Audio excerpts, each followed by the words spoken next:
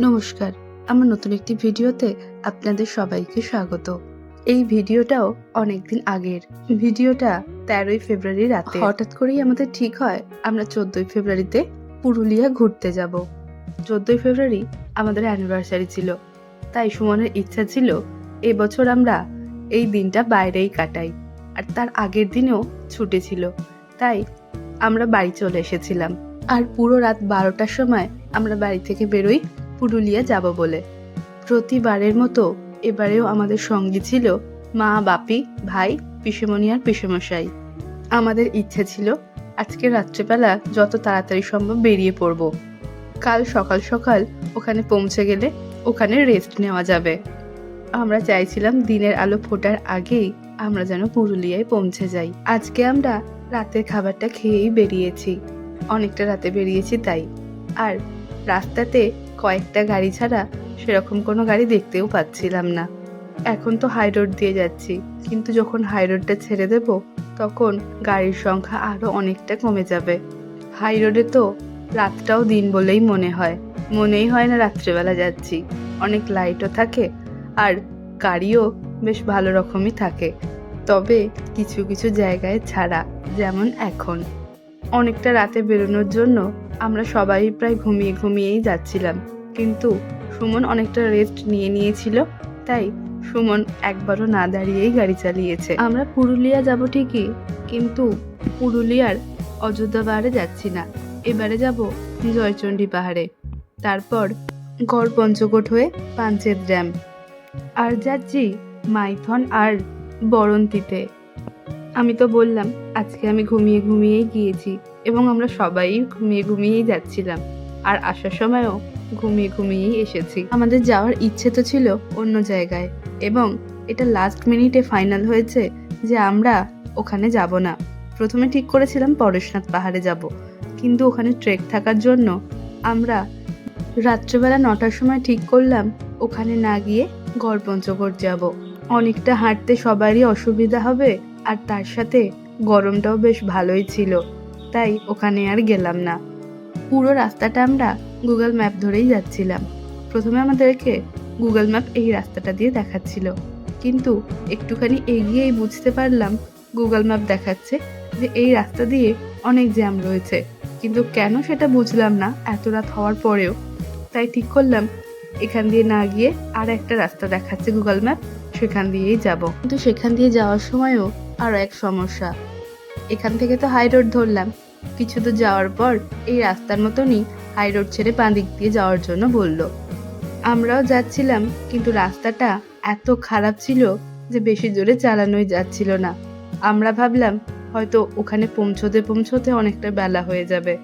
বাঁ দিকের রাস্তাটা ধরার পরেই কিছু দূর গিয়ে রাস্তাটা খারাপ হয়, এবং রাস্তাটা অনেকটাই খারাপ ছিল এবং অনেক দূর পর্যন্ত।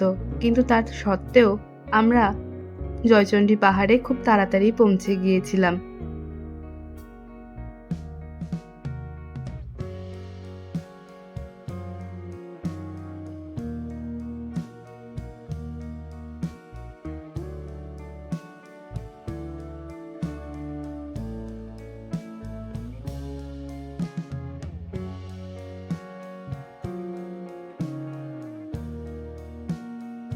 অন্ধকার থাকার কারণে আমরা রাস্তাটা খুব একটা ভালো করে দেখতে পাইনি, কিন্তু অনেক সকাল সকাল পৌঁছে গিয়েছি আমরা।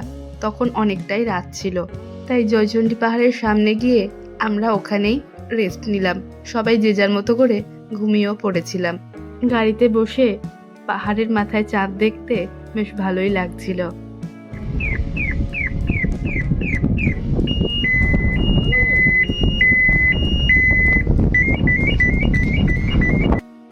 সকালবেলা গাড়ি থেকে আমরা সবাই মিলে বেরোনোর পর বুঝতে পারলাম এখানে কি পরিমাণ হাওয়া দিচ্ছে আর কতটা ঠান্ডা, যেটা আমরা আসার আগে কল্পনাও করিনি। আমি আর ভাই তো সোয়েটার নিয়েই আসিনি। সমস্যাটা আমার আর ভাইয়ের একটু বেশিই হচ্ছিল।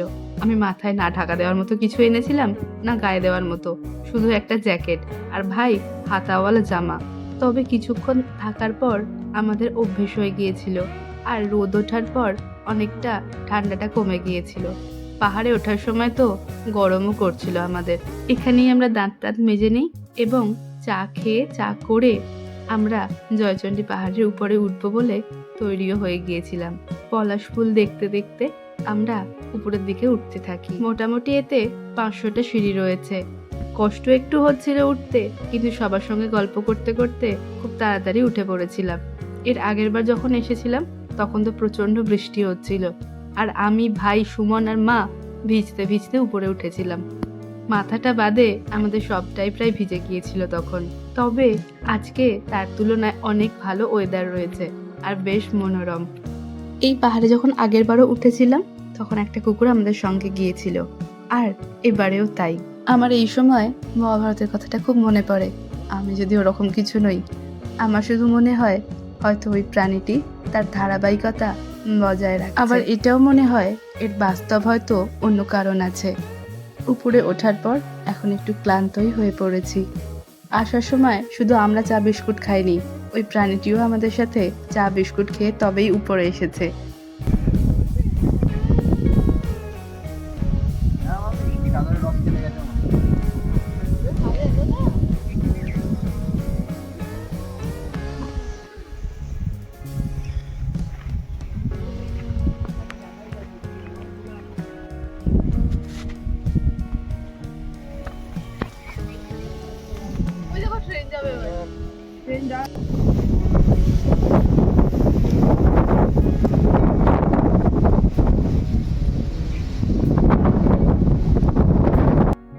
পাহাড়ের উপর থেকে নিচের গ্রামগুলো দেখতে খুব সুন্দর লাগছিল, আর পাশ দিয়ে ট্রেন লাইন আছে সেটাও দেখা যাচ্ছিল যখন ট্রেন যাচ্ছিল।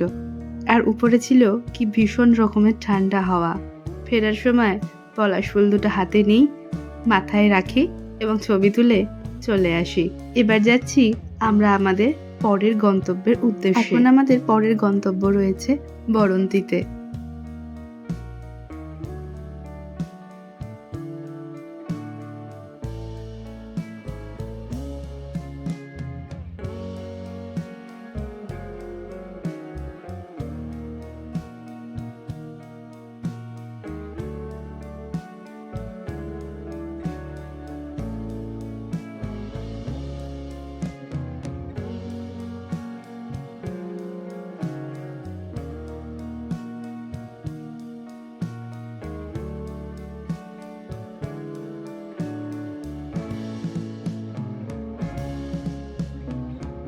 রাস্তাটা এত সুন্দর যে ক্যামেরাটা অফ করতে ইচ্ছেই করছে না।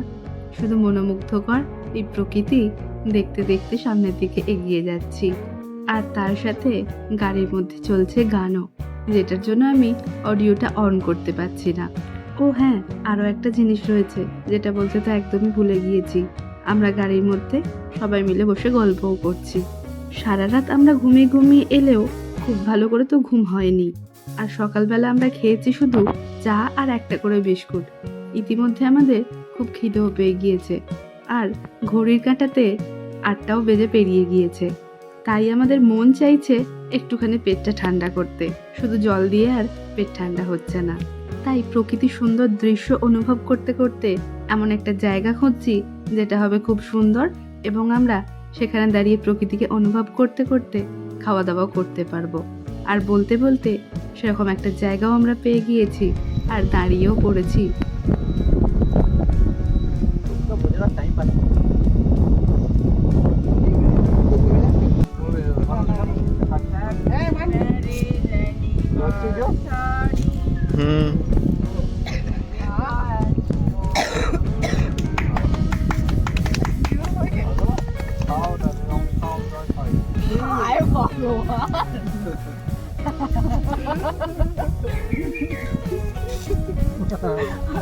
জায়গাটা তো আমরা খুব সুন্দর পছন্দ করেছিলাম, কিন্তু খাওয়ার পর আর থালা ধোয়ার জন্য জলের আমাদের সমস্যা হতো।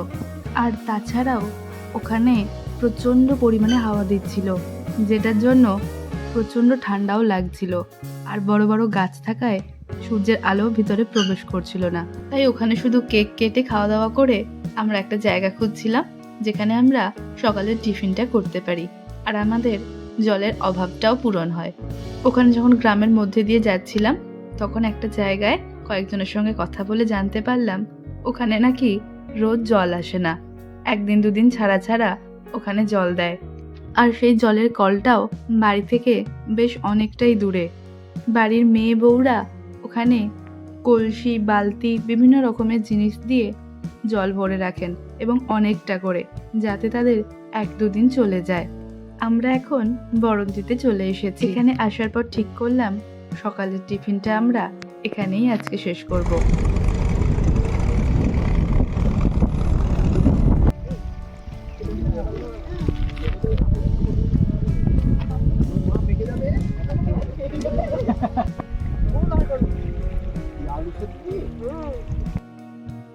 আজকে আমাদের টিফিনে ছিল আলু সিদ্ধ, মুড়ি, কাঁচা লঙ্কা, কাঁচা তেল, পেঁয়াজ, মটরশুঁটি আর চানাচুর। আলু সিদ্ধ দেখে অবাক হয়ে গিয়েছিল। আর হ্যাঁ, বলতে ভুলে গিয়েছিলাম, শসাও ছিল। মাকে জিজ্ঞাসা করলো, তরকারি দিয়ে মুড়ি খাবো না বা অন্য কিছু না, শুধু আলু সিদ্ধ মুড়ি? কিন্তু আমরা বেরিয়েছি আগের দিন রাত্রে। সেখানে আমরা যদি তরকারি করে আনতাম, সেই তরকারিটা খারাপ হয়ে যেত। তাই আলু সিদ্ধ এনেছিলাম। এত কিছু জিনিস দিয়ে মুড়ি খেতে বেশ ভালোই লাগছিল সবাই একসাথে বসে। খাওয়া দাওয়ার পর আমাদের জলের অভাব যে হয়নি সেটা তো বোঝাই যাচ্ছে। এবার আমরা আমাদের পরের গন্তব্যের উদ্দেশ্যে যাত্রা শুরু করি। এবার আমাদের গন্তব্য ছিল গড়পঞ্চকোট। আমরা ওখানে দাঁড়িয়ে গড়পঞ্চকোট লিখি এবং গুগল ম্যাপ যেখান দিয়ে আমাদেরকে দেখায় সেখান দিয়েই যাই। কিন্তু পরে বুঝতে পারি গুগল ম্যাপ আমাদেরকে ওখানে রাস্তা দিয়ে যাওয়ার সময় একটা গ্রামে ঢুকিয়ে দেয় এবং আবার সেই বরন্তিতেই তোলে। তারপর ওখান থেকে রাস্তাটা আলাদা হয় আমাদের গড়পঞ্চকোট যাওয়ার সময়। এতবার ঘোরার পরেও গুগল ম্যাপকে এত কি করে যে ভরসা করি বুঝে পাই না। প্রত্যেকবার বেড়াতে যাওয়ার সময় গুগল ম্যাপ কিছু না কিছু গড়বড় তো আমাদের সাথে অবশ্যই করবে, কিন্তু তারপরেও আমরা কিছু শিখতে পারি না, সেই গুগল ম্যাপ ধরেই চলি। যাই হোক, গুগল ম্যাপ ভুলভাল দেখালেও আমাদের একটা জিনিস খুব ভালোই লেগেছে, গ্রামের মধ্যে দিয়ে কিছুক্ষণ ঘুরতে পারলাম।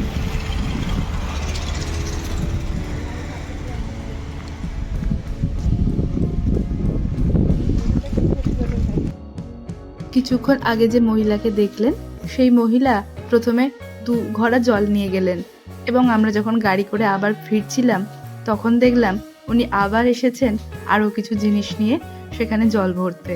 আর জলের কথাটা আমরা ওনার কাছ থেকেই জানতে পারি। আমরা গড়পঞ্চকোট চলেই এসেছি।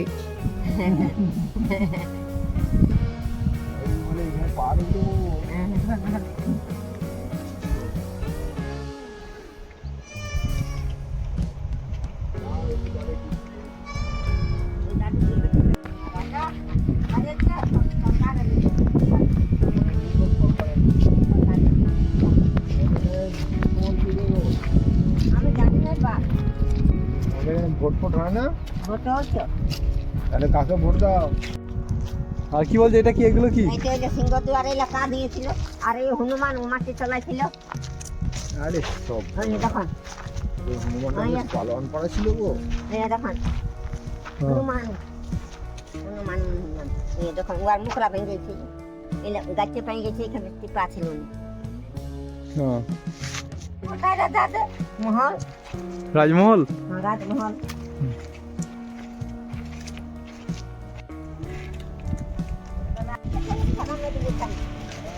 কোন দিক দিয়ে যাবো গো মন্দিরে?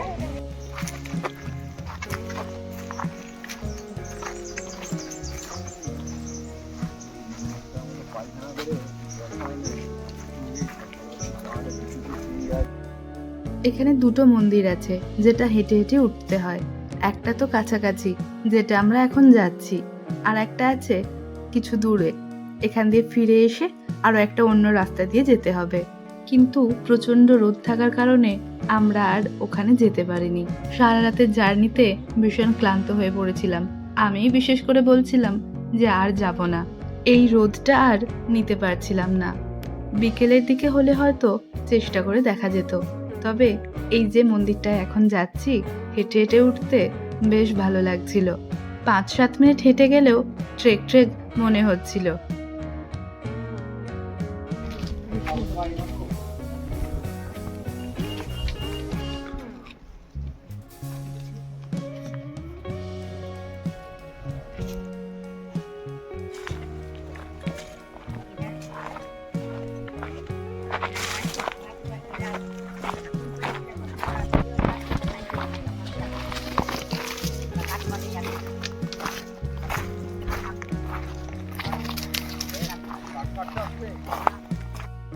উপরে উঠে কিছুক্ষণ ঘুরি, তারপর নিচে নেমে আসি। আর এখন খাচ্ছি আখের রস সবাই মিলে। উপরটা কিন্তু বেশ সুন্দর ছিল, হাওয়াও দিচ্ছিল বেশ ভালো, কিন্তু রোদের জন্য একটু গরম লাগছিল। নিচে নেমে আসার পর আমরা কিছু কেনাকাটিও করি। পাশে আরো একটা মন্দির রয়েছে, সেটা আমরা ঘুরে দেখি।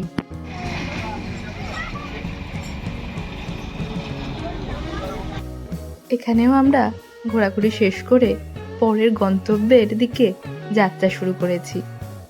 এরপরে আমরা যাব পাঞ্চেত ড্যাম। এর আগের বার যখন পাঞ্চেত ড্যাম দেখেছিলাম তখন এসেছিলাম বর্ষাকালে।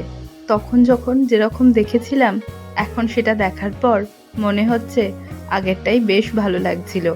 বেশ ফুলে ফেপে উঠেছিল তখন, আর ভীষণ রকম আওয়াজও হচ্ছিল।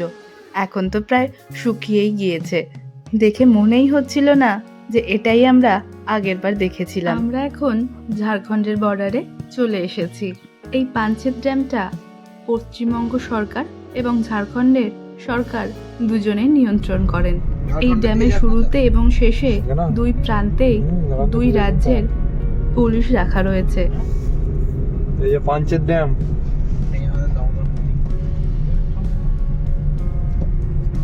না মতো লাগছে না, জলটা আসছে।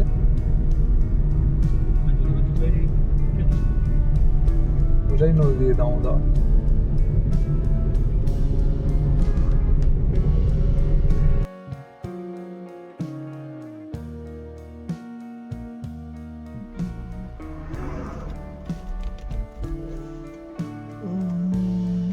এটা সব বিদ্যুৎ তৈরি দিয়ে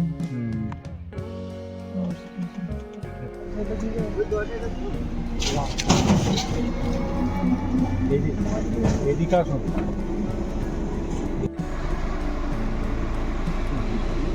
রাত্রিবেলা দেখছিল জানো, পুলিশগুলো সেই কত কথা হয়েছে।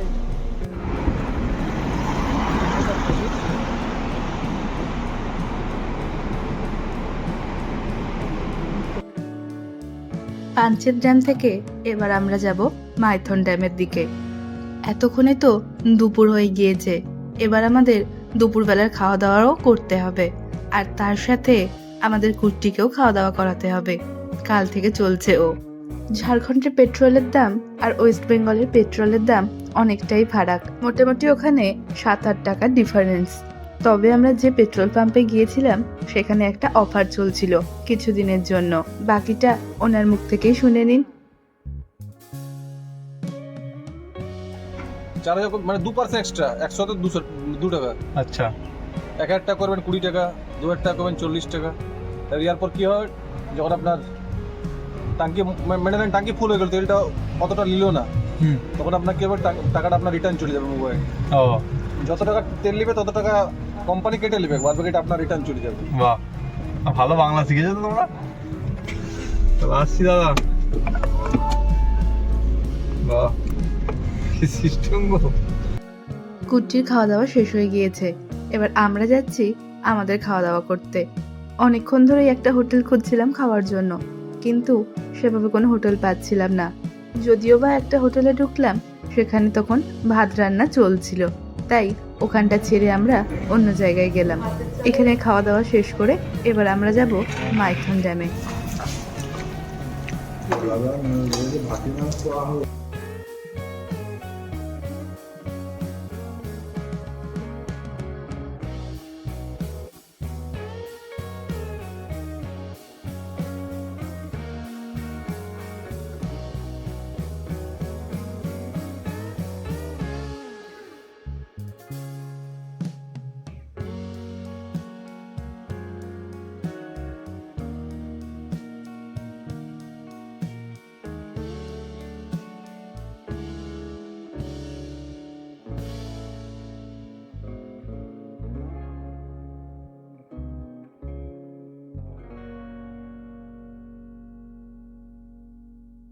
আমরা ড্যামের কাছাকাছি চলে এসেছি, এখন যাচ্ছি সামনের দিকে।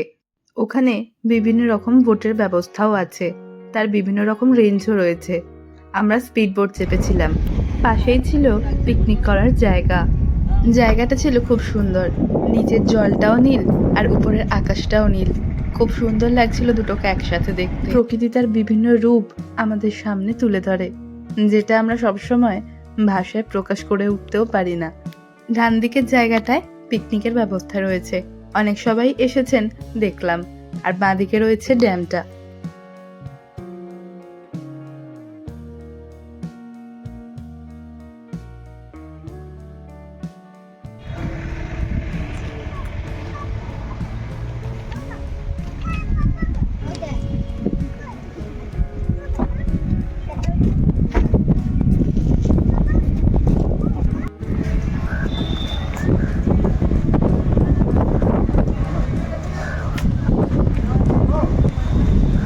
भाई की जोड़ गो और ऊपर से थोड़ा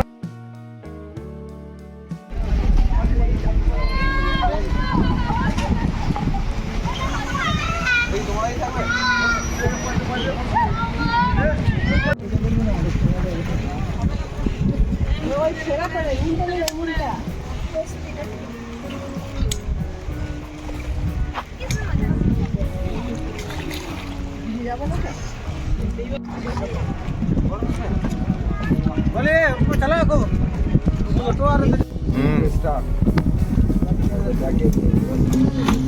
देखो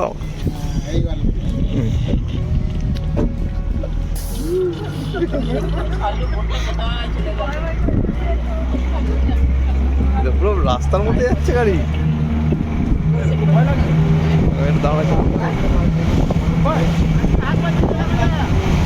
জোরে আরো জোরে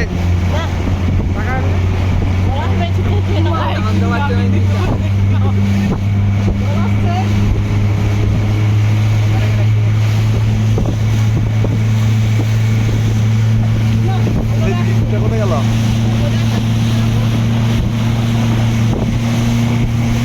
জীবের গায়ে চলে এলুন তো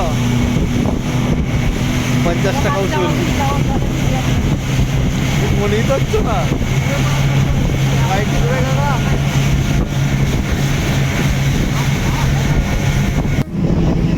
আসো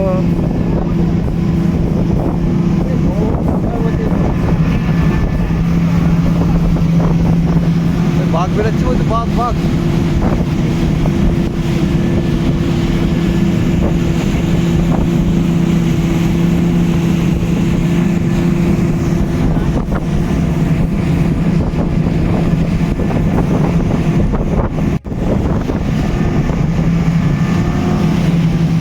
এখানে ঘুরছে এদিকটা ভালো হবে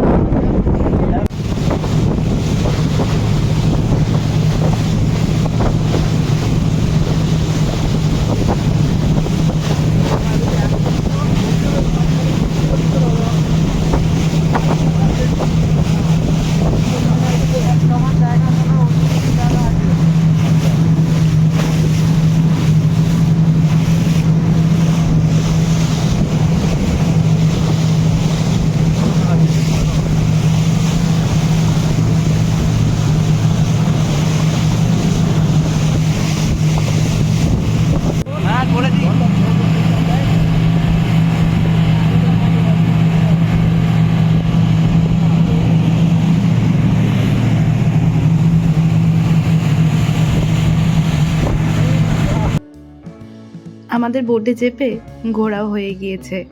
আমরা যখন চেপেছিলাম, মানে যেটাতে চেপেছিলাম সেটা বেশিক্ষণের নয়। যে বোটেতে যেরকম রেঞ্জ নেয়, নর্মাল বোট চাপলে একরকম রেঞ্জ এবং সময়টাও অনেকটা বেশি লাগে, আর স্পিড বোট চাপলে সময়টা কম লাগে এবং টাকার পরিমাণটা আস্তে আস্তে বাড়তে থাকে। আমরা যা যা দেখবো বলে বাড়ি থেকে বেরিয়েছিলাম সবটাই দেখা হয়ে গিয়েছে, তাই আমরা বাড়ির উদ্দেশ্যে রওনা দিয়ে দিয়েছি। আমরা ভাবলাম যে সবকিছু যখন তাড়াতাড়ি দেখা মিটে গিয়েছে তাহলে তাড়াতাড়ি বাড়ি ফিরে পড়ি। কাল অনেকটা রাতে বেরিয়েছি, সবাই খুব ক্লান্ত। বাড়ি গিয়ে ঘুমোতে পারলে সবাই একটু আরাম পাবে। তাই এক মুহূর্ত ওখানে দাঁড়িয়ে না থেকে আমরা বেরিয়ে পড়েছি। কিন্তু যে সমস্যাটা হয়, মাঝ রাস্তায় এসে দেখি খুব জ্যাম। প্রায় আধ ঘন্টার বেশি আমরা জ্যামেতে আটকে থাকি। একটুখানি এগোচ্ছে তো 2-3 মিনিট করে দাঁড়িয়ে। যদিও এটা রাস্তার কাজ চলছিল বলেই সমস্যাটা হচ্ছিল। যদিও কিছু দূর যাওয়ার পর সব ঠিকঠাক হয়ে যায়, আমরা বাড়ি ফিরি। আজকে আমাদের অ্যানিভার্সারির সারা দিনটা আমরা এইভাবেই কাটাই। এটা মশাগ্রাম স্টেশনের পাশে একটা দোকানেতে সবাই দাঁড়িয়ে সন্ধ্যাবেলা চা খাচ্ছিল, আর আমি গাড়িতে বসে মটরশুঁটি খাচ্ছিলাম। তারপর জামালপুরে এসে ফুচকা খেয়ে আমরা সবাই বাড়ি ফিরলাম। হ্যাঁ, ঝাল হবে।